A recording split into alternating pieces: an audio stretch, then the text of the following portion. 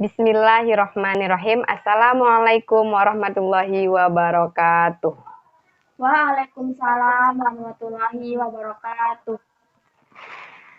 Selamat siang. Bagaimana kabarnya semua? Siang, Bu. Alhamdulillah baik. Alhamdulillah ya. Jadi, Ibu tetap berharap kalian bisa menjaga kesehatan. Terlebih pada masa pandemi seperti ini, kita harus mematuhi protokol kesehatan, di mana memakai masker, menjaga jarak, mencuci tangan dengan sabun. Oke? Oke, Bu. Iya. Jadi pada siang hari ini kita akan melanjutkan pelajaran kita mengenai lanjutan dari materi minggu lalu, di mana pada minggu lalu kita sudah membahas apa sih itu titrasi asam basa. Dan sekarang kita akan melanjutkannya dengan materi kurva titrasi asam basa. Nah, jadi sebelum kita melangkah lebih jauh lagi mengenai materi kita pada siang hari ini, perlu Ibu tekankan sekali lagi untuk kalian tidak lupa mengisi absensi di grup WhatsApp. Nah, di mana itu formatnya seperti biasa, mata pelajaran, kelas, lalu diikuti dengan nama kalian. Tidak apa-apa, tidak sesuai absen. Ya, jadi perlu Ibu kasih tahu tujuan pelajaran kita pada siang hari ini yaitu peserta didik dapat menganalisis kurva titrasi dan cara menghitung konsentrasi larutan titrasi asam basa berdasarkan data hasil titrasi asam atau basa. Oke, jadi kita lanjut ya untuk pertemuan hari ini. Di sekeliling kita banyak kita temui misalnya tentang larutan atau mengenai larutan dari asam basa itu sendiri.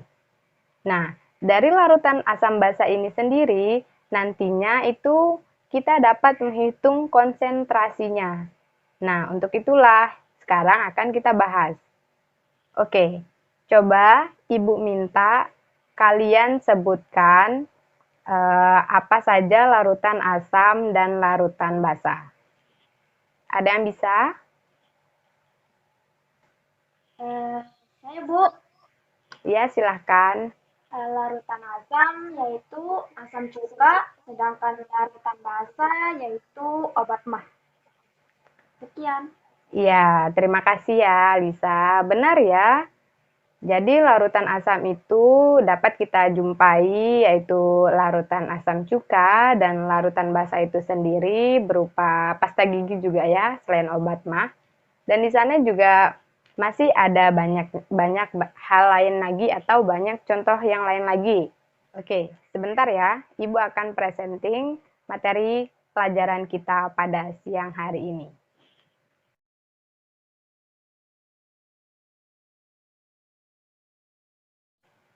Iya, apakah layarnya sudah kelihatan? Sudah, Bu. Iya, sebentar.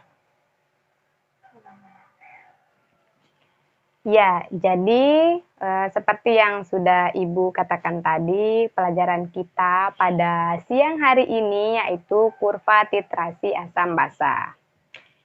Ya, kita mulai ya.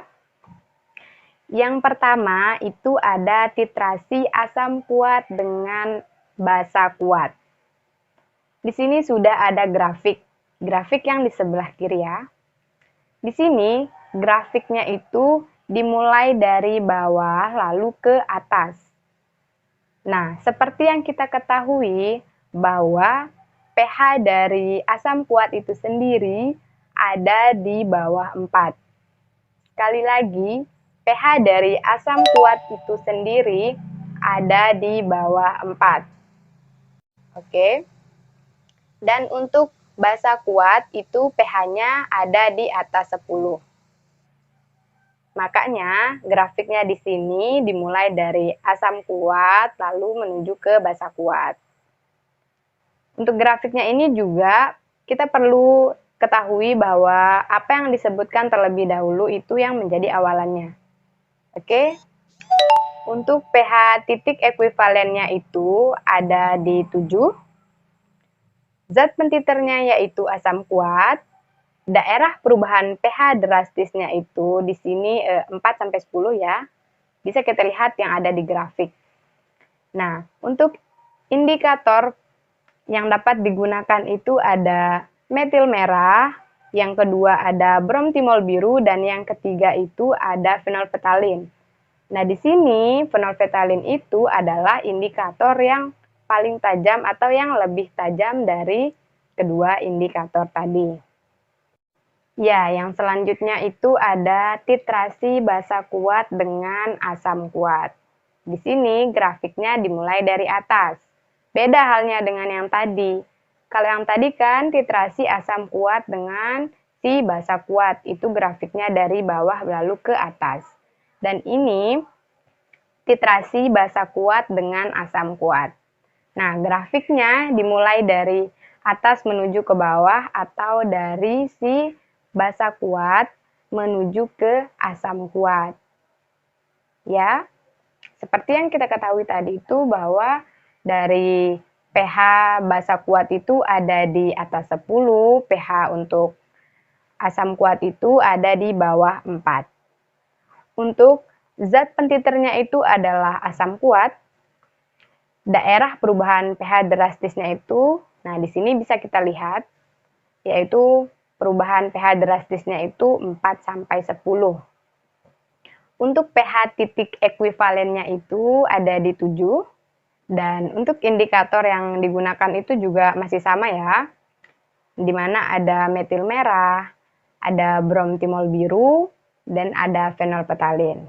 Sama juga halnya di sini fenolfetalin adalah indikator yang lebih tajam. Oke, yang selanjutnya di sini ada titrasi asam kuat dengan basa lemah. Nah, kenapa di sini grafiknya dimulai dari bawah ke atas? Nah, perlu diketahui bahwa grafik ini dimulai dari apa yang disebutkan lebih dulu. Di sini kan disebutkan yang pertama itu adalah si asam kuat itu sendiri. Lalu setelah itu si basa kuat. Untuk itulah grafiknya dimulai dari bawah menuju ke atas atau dari si asam kuat menuju ke basa lemah. Nah, di sini pH titik ekuivalennya itu ada di 5 sampai 6. Untuk zat pentiternya itu adalah basa lemah dan daerah perubahan pH drastisnya itu di sini bisa kita lihat yaitu 4 sampai 7.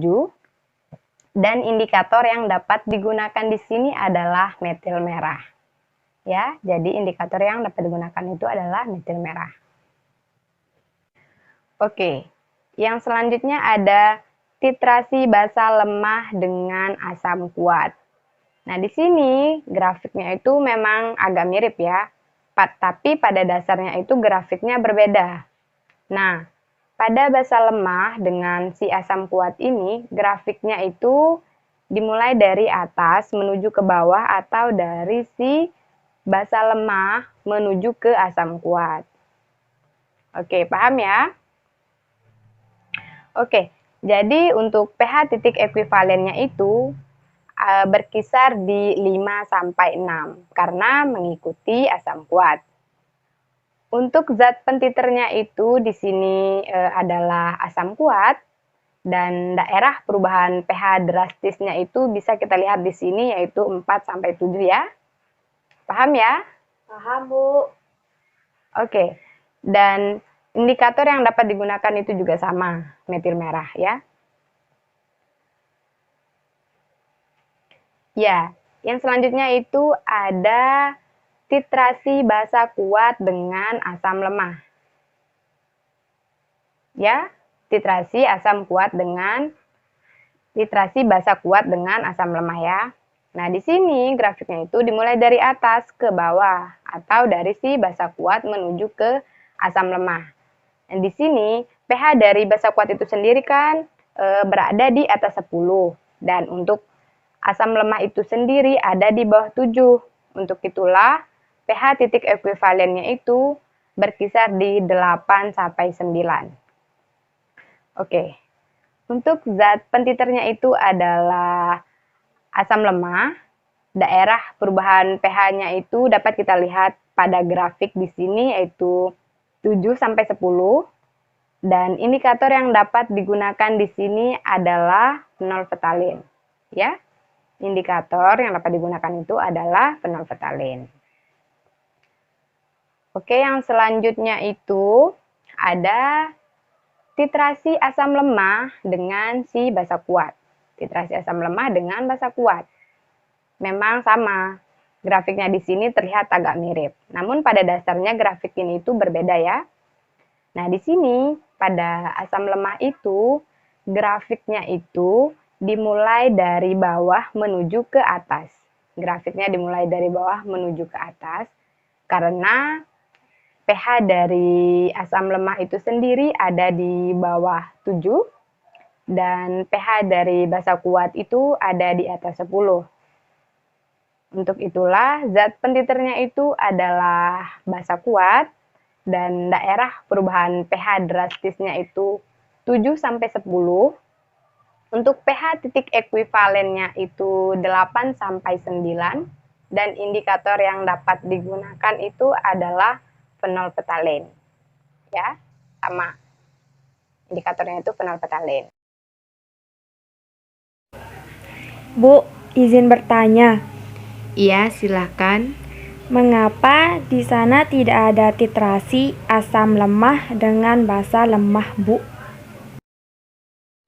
Iya, kenapa tidak ada titrasi dari si asam lemah dengan basa lemah ataupun sebaliknya ya, yaitu titrasi basa lemah dengan si asam lemah. Nah, di sini sudah Ibu berikan slide-nya ya.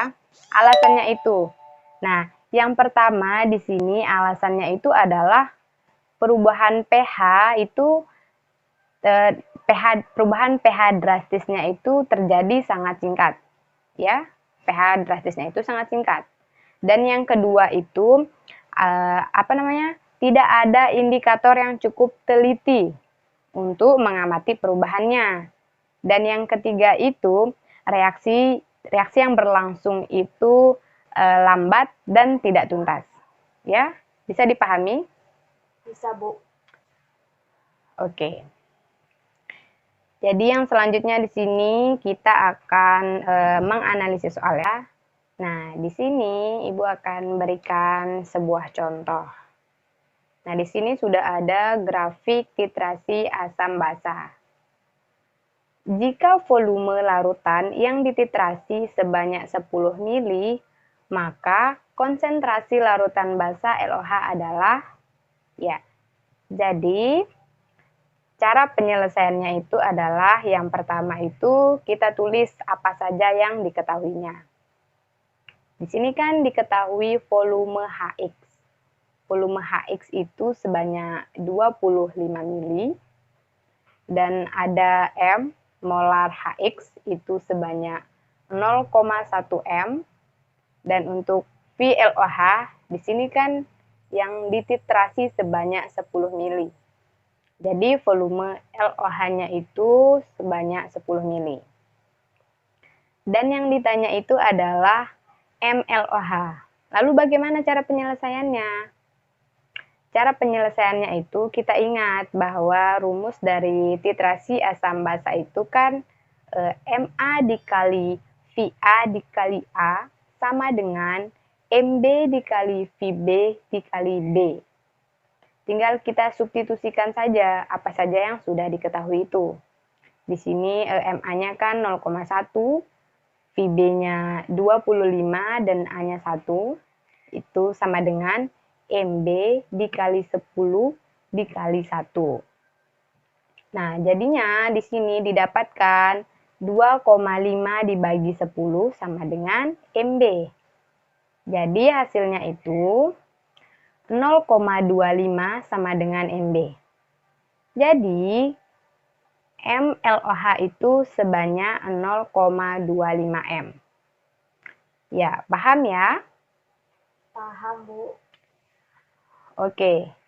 Untuk contoh yang kedua, di sini ada seorang siswa akan melakukan titrasi 25 mili larutan CH3COOH 0,1 M dengan larutan NaOH 0,1 m.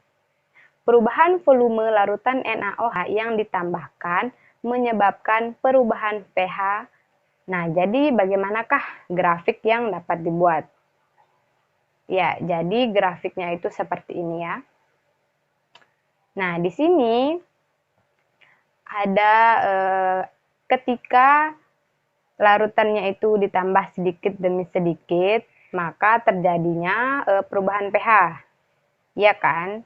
Ketika larutannya ditambah sedikit demi sedikit, maka terjadi perubahan pH.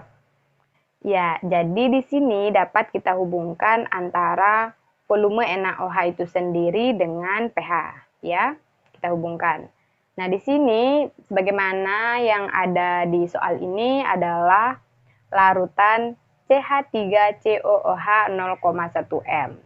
Nah, CH3COOH ini termasuk ke dalam asam lemah. Nah, seperti yang sudah Ibu jelaskan tadi tuh, bahwa kalau pH-nya itu asam lemah, berarti di sini grafiknya itu dimulai dari bawah menuju ke atas, ya kan?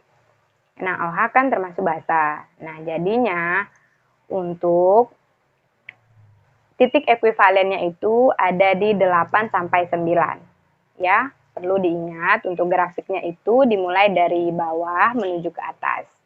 Karena CH3COH termasuk ke dalam asam lemah. Ya, dan untuk NaOH itu kan termasuk ke basa ya. Jadinya makanya adalah grafiknya itu ada di atas. Untuk pH basa kan pH-nya itu ada di atas 7. Ya. Ya, jadi untuk perubahan pH drastisnya itu ada pada 7 sampai 10. Perubahan pH drastisnya itu ada di 7 sampai 10. Oke, paham ya sampai sini? Paham. Ya, jadi itu ya materi kita pada siang hari ini. Dan untuk selanjutnya itu nanti melalui grup WhatsApp, Ibu akan memberikan kalian tugas untuk mengevaluasi untuk sejauh mana pemahaman kalian tentang materi kita pada siang hari ini. Itu berbentuk link Google Form ya. Nanti Ibu akan kirimkan. Untuk pengumpulannya, Ibu kasih waktu sampai jadwal kita pada minggu depan ya. Sekali lagi untuk pengumpulannya itu Ibu kasih waktu sampai minggu depan. Oke, Bu. Ada pertanyaan? Alhamdulillah tidak ada. Alhamdulillah ya. Sekali lagi tetap jaga kesehatan, patuhi protokol kesehatan ya. Ya. Jadi mungkin sampai sini pertemuan kita pada siang hari ini kalau sudah tidak ada yang bertanya ya. Oke. Jadi terima kasih. Ibu ucapkan selamat siang. Wassalamualaikum warahmatullahi wabarakatuh. Waalaikumsalam warahmatullahi wabarakatuh.